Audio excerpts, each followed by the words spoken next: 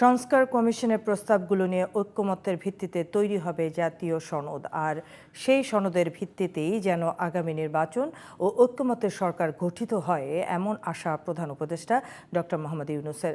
বুধবার 4টি সংস্কার কমিশনের প্রতিবেদন জমা দেওয়ার অনুষ্ঠানে প্রধান উপদেষ্টা বলেন, যে স্বপ্নের যাত্রা শুরু হলো, সবার সেটির ধারাবাহিকতা চায়, বাস্তবায়ন চায়। ইসমাইল হোসেন জিয়ারের রিপোর্ট।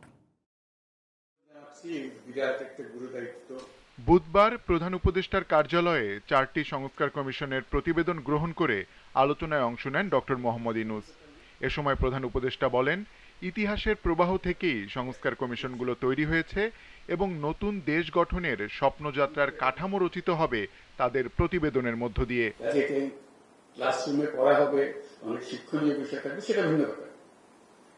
কথাগুলো যে জাতির যে পুনরুত্থান হলো, যে স্বপ্ন নিয়ে পুনরুত্থান হলো, সে পুনরুত্থানকে আমরা ধারণ করতে পেরেছি না, তাকে এগিয়ে নিতে পারছি না, সেটাই আমাদের বিবেচ্য বিষয় হবে। প্রতিবেদনগুলো নিয়ে সবার সাথে আলোচনার ভিত্তিতে গণ অভ্যুত্থানের জাতীয় সনদ তৈরি হবে উল্লেখ করে ডক্টর ইউনূস বলেন, ইতিহাসের অংশ হিসেবে থেকে যাবে এই সনদ। এটা আমাদের জাতীয় কমিটমেন্ট, এটা কোনো দলীয় কমিটমেন্ট না।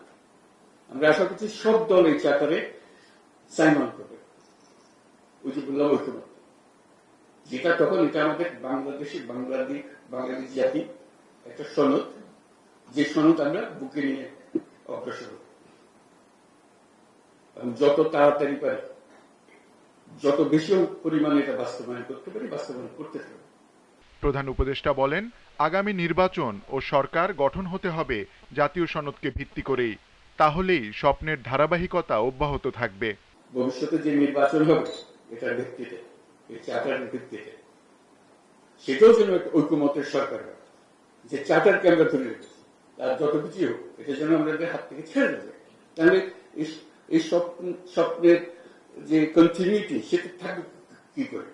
সংস্কার প্রচেষ্টার মূল লক্ষ্য জাতীয় ঐক্য তৈরি করা এবং এই ঐক্যের ভিত্তিতেই বাঙালি জাতি আর কখনো কোনো প্রতিবন্ধকতায় আটকে যাবে না বলেও আশা প্রকাশ করেন প্রধান উপদেষ্টা। কমন রাস্তা না, একটা সুপার হাইওয়ে তৈরি করছে, জাতি যাতে কোথাও কোনো জায়গায় আটকে না যায় এরপর থেকে। Ismail Hossain Jewel, GTV news, Dhaka.